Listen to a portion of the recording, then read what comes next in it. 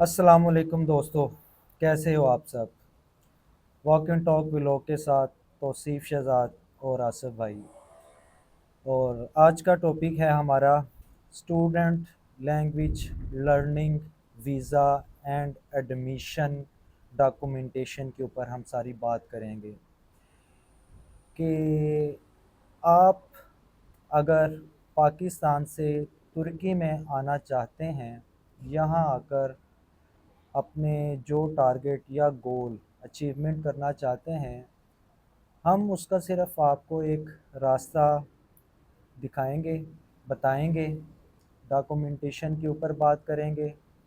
और आपने पाकिस्तान से उस डॉक्यूमेंटेशन के अगेंस्ट जो आपको मिलेंगे, आपने वीज़ा कैसे अप्लाई करना है और यहाँ की जो डॉक्यूमेंटेशन है वो क्या क्या हैं, और जो यहाँ की यूनिवर्सिटीज़ हैं उसके ऊपर बात करेंगे, एज लिमिट की बात करेंगे, एजुकेशन के हवाले से बात करेंगे कि कौन कौन से डॉक्यूमेंट्स रिक्वायर्ड हैं।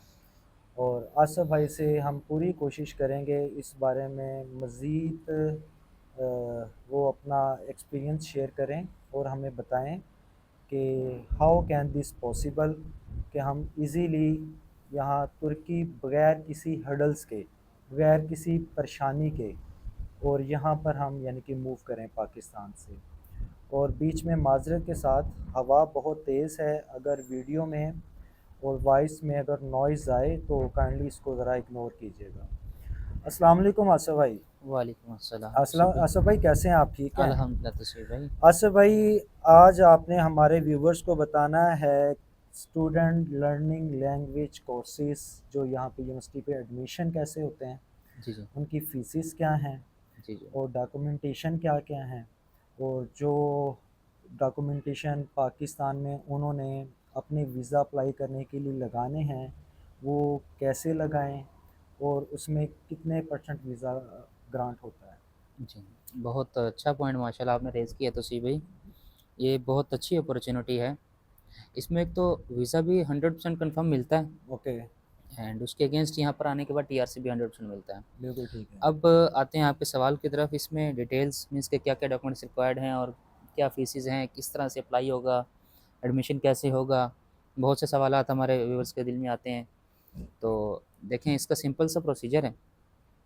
आपकी जो स्कूल की लास्ट डिग्री होगी, यूनिवर्सिटी, कॉलेज या स्कूल जो भी आपने पास आउट किया है, वो प्लस आपका आईडी कार्ड, पासपोर्ट, प्लस आपकी एक बायोमेट्रिक पिक्चर, डिजिटल पिक्चर जिसको आप कहते हैं, वाइट बैकग्राउंड के साथ। जी ठीक है। ये 3 डॉक्यूमेंट्स फर्स्टली रिक्वायर्ड होते हैं एडमिशन के लिए। ओके। आप ये डॉक्यूमेंट्स हमें प्रोवाइड करेंगे। इसके साथ जो इसकी 1 ईयर की फ़ीस है, जी वो कोई ज़्यादा नहीं है, कोई ठीक है। 2000 $3000 इतनी नहीं है। ठीक है। सिर्फ़ और सिर्फ़ $600 है इसकी फ़ीस। सिर्फ $600। सिर्फ़ $600 1 साल की। ओके। नॉट आपको बैड। कहीं भी मेरे ख़्याल से ऐसा पैकेज नहीं मिलेगा। एक साल की, और वो जी। भी $600। ठीक है। और इनटू मेरे ख्याल में 280 रुपीज़ का इस टाइम मेरे ख्याल में करंटली हाँ, डॉलर चल रहा 280, है पाकिस्तान 275 में। इतना तकरीबन चल रहा है। ठीक है। अच्छा, $600 आपकी फ़ीस हो गई। ओके। आप जब ये चीज़ें प्रोवाइड करेंगे तो हम यूनिवर्सिटी में आपका एडमिशन करवाएँगे। ठीक है। तो उसके विदिन 2 टू 3 वर्किंग डेज़ आपका यूनिवर्सिटी की तरफ से लेटर्स इश्यू हो जाएँगे आपको। ओके। जिसमें आपको एक स्टूडेंट लेटर होगा, ओके। एक्सेप्टेंस लेटर होगा, एडमिशन लेटर होगा। ओके। अब इसमें जो स्टूडेंट लेटर होता है, आपको इंटरनेशनल रूल्स पता ही है, इंटरनेशनली जो स्टूडेंट्स होते हैं, उनको एक स्टूडेंट नंबर इश्यू कर दिया जाता है। जी ठीक तो है। ऑल ओवर द वर्ल्ड उस कंट्री के किसी भी एम्बेसी में जाके आप उसको क्रॉस चेक भी करवा सकते हैं, वेरीफाई करवा सकते हैं। किसी भी एम्बेसी से मुराद है कि आप किसी भी कंट्री से हो ना, ज़रूरी नहीं जी, कि जी। पाकिस्तान में यानी कि हैं, जो पाकिस्तान से बाहर यानी कि जो रह रहे हैं या पाकिस्तान में रह रहे हैं, वो जो स्टूडेंट आईडी नंबर होता है ना, वो आप तुर्की की किसी भी कौंसलेट या एम्बेसी में जाके उसको क्रॉस चेक करवा सकते हैं कि क्या ये फेक तो नहीं है। ठीक है। और बिल्कुल, ये चीज़ें आप क्योंकि पाकिस्तान में पता होनी चाहिए। हाँ जी, माइंडसेट है ना एक जी नॉर्मल जी। सा, अभी हमारे साथ ये ना हो जाए, वो ना हो जाए। लोग ठीक हैं अपनी जगह, क्योंकि पाकिस्तान में चलता ही फेक है सब। चलता बहुत है। बहुत फेक चल बिल्कुल रहा है, बिल्कुल। 99%, 95% मैं कहूँगा फेक ही है पाकिस्तान में फेक ही सब। है। क्योंकि लोग लोगों की मजबूरी का फ़ायदा उठाते हैं। ये नहीं देखते कि वो किस तरह से बेचारा अरेंज करके जा रहा है, किस तरह से कर रहा है सब कुछ अपने लिए, अपने फ्यूचर के लिए। हर कोई बेहतर मुस्तकबिल के लिए करता है। बिल्कुल ठीक है। तो उन्हें शर्म आनी चाहिए इस तरह का काम करते हुए। खैर, इस पर अलग से हम एक वीडियो इंशाल्लाह बनाएँगे। तो इसमें फिर ये होगा कि फेक नाम की डॉक्यूमेंट से मुराद है कि वो सिर्फ पाकिस्तान या कुछ इस तरह की और कंट्रीज हैं जहाँ पर जो काली भेड़ें हैं वो इन कामों में क्लाइंट्स को अपने को डाल देती हैं, जिनको वो तो बेचारे सीधे से होते हैं, उनको क्या पता कौन से डॉक्यूमेंटेशन और कैसे लगने हैं। अल्लाह माफ़ करे। ये इनसे आप ये मेरी ना जो व्लॉगिंग करने का मकसद है, आप इन चीज़ों से ज़रा अवेयर आप हो जाएँ। अवेयर हो जाएं। ठीक है, आपको पता चले कि क्या सही है क्या गलत है। इतने पैसे मांगते हैं मुंह फाड़ के और यकीन करें ट्रक की बत्ती के पीछे लगा देते हैं। बड़ा उस टाइम बंदे को आता है यार कि ये हमारे साथ क्या सलूक कर रहे हैं, इन लोगों से बचें आप, काइंडली खुदारा बचें और इन चक्करों में खुद भी ना पड़े, ना फेक काम करें ना फेक काम करवाएं। और ख़ास करके अपने कंसल्टेंट या एजेंट को स्पेशली आप उसको बोलो कि भाई अगर डॉक्यूमेंटेशन नहीं मेरे लगते तो बेशक ना लगाओ, मैं नहीं जाता, मैं नहीं करवाता।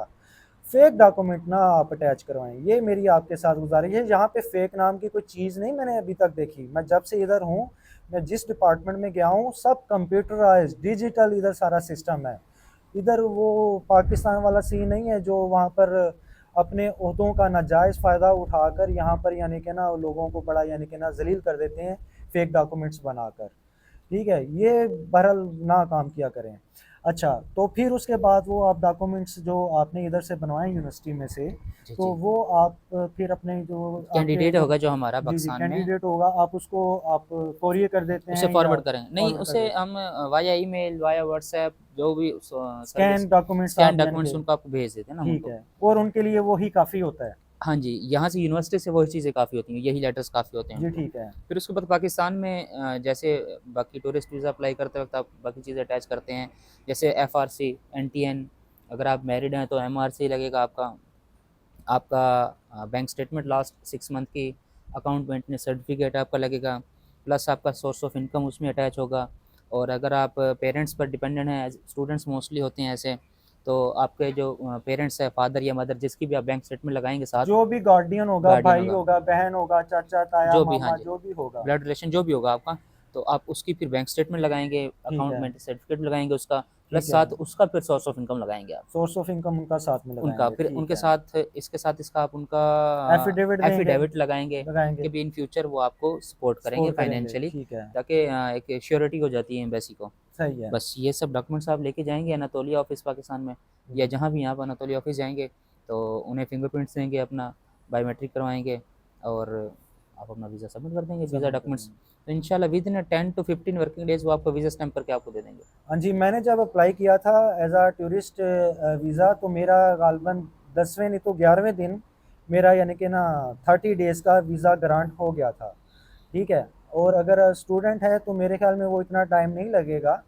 तो वो यानी कि आप देख लीजिएगा जो भी उधर टाइम वगैरह चल रहा है, वो बल्कि जो काउंटर एनातोलिया का जो लाहौर में है जेल रोड के ऊपर, वो प्रोसेसिंग टाइम बता देते हैं। वो तो वैसे मैक्सिमम जो टाइम बताते हैं ना वो कोई 20 25 30 दिनों का टाइम बताते हैं। सेफ साइड जोन की अगर मैं बात करूं तो उस पर आके वो बात करते हैं, लेकिन वो 10 11 12 दिन के अंदर वीज़ा ग्रांट कर देते हैं। ठीक है, और उसके बाद जो स्टूडेंट हैं ये सारे डॉक्यूमेंटेशन लगा के वीज़ा ग्रांट हो जाता है, टिकट्स अपनी लेते हैं, टिकट्स लेके यहाँ पर लैंड कर जाते हैं। तो फर्दर फिर उनको किन मराहिल से गुजरना पड़ता है? जी, तो सही भाई, वहाँ से जो इनको वीज़ा इश्यू होगा ना, वो 1 ईयर का होगा। 1 ईयर का इशू होगा, 1 ईयर ठीक का है। वीज़ा इश्यू होगा। उसके बाद यहाँ आएँगे, यहाँ आने के बाद उन्हें यहाँ पर टीआरसी कार्ड, किमलिक का आप कह लें, वो स्टूडेंट बेस पर उनको 100% मिलता ही मिलता अच्छा, है। वो जो आपने फ़ीस बताई है $600, इसी के अंदर वो भी सर्विसेज़ हैं वो या नहीं, अलग नहीं, से है वो तो जस्ट, टीआरसी जी, कार्ड के लिए? वो जो 600 है, वो तो जस्ट यूनिवर्सिटी की फ़ीस है। ओके, उसमें तो हम भी अपना कुछ भी चार्ज नहीं करते हैं, वो तो फ्री ऑफ ओके, कॉस्ट है हमारी तरफ से भी। तो उसके अलावा जब यहाँ पहुँचेंगे, तो यहाँ पहुँचने के बाद तकरीबन $800 जो है ना, उनका टीआरसी का एक्सपेंस है।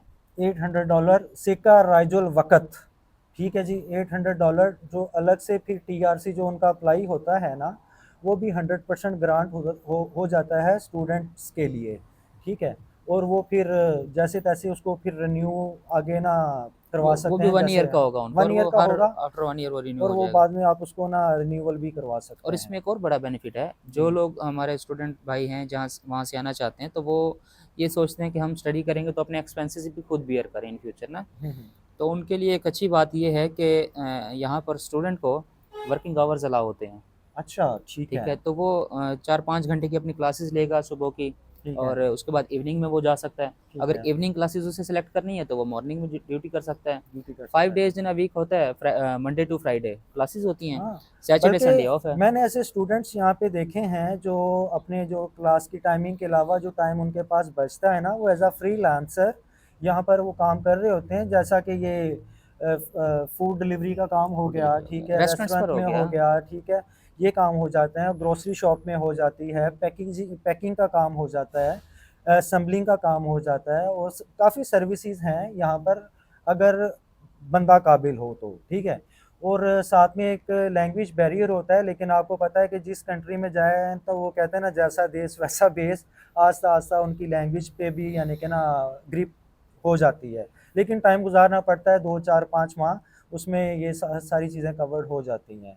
और इसके अलावा यहाँ पर वो फिर अपनी क्लासेस शुरू कर देता है। जी, जी, यहाँ क्लासेस स्टार्ट करता है और यहाँ पर स्टूडेंट की बहुत वैल्यू है, बहुत ओके। ज़्यादा उन्हें मराहत दी जाती हैं। फॉर एग्ज़ाम्पल एक नॉर्मल टूरिस्ट अगर आता है, तो अगर वो टूरिस्ट यहाँ की लोकल ट्रांसपोर्ट में सफ़र करता है, जी। तो मिसाल के तौर पे वन ट्रिप उसका उसके जो ट्रांसपोर्ट कार्ड होता है, उससे अगर वन ट्रिप आपका 5-10 किलोमीटर का है, 5 किलोमीटर का, तो उस पर फॉर एग्ज़ाम्पल आपके चार्ज होते हैं 15 लिरा, ठीक है। तो स्टूडेंट का 1 लिरा चार्ज होगा। जहाँ मर्जी जाएं। जहाँ मर्ज़ी जाए, बेशक वो 50 किलोमीटर का ट्रिप करे, अच्छा। 1 लिरा ही चार्ज होगा। और इसके अलावा ये जो 1 लिरा है, मंडे, ट्यूसडे, वेडनेसडे, ये 3 ओके। डेज़ 1 लिरा भी चार्ज नहीं होगा इसका, फ्री ऑफ क्या कॉस्ट बात है। जाएगा ये। Good, very good. देखें जनाब, ये सर्विसेज आपको यहाँ पे मिलती हैं, और इसके अलावा और भी बहुत से बहुत बेनिफिट्स सी हैं, चीज़ें हैं, हर चीज़ अगर में बीच आपको में अगर मज़ीद डिस्काउंट्स हैं। घुसा जाए तो। जी, जी। चले जी, आज का व्लॉग इंशाल्लाह हम इसी के साथ अख्ताम पज़ीर करते हैं, और वॉक एंड टॉक चैनल को सब्सक्राइब कर लें, ठीक है जी।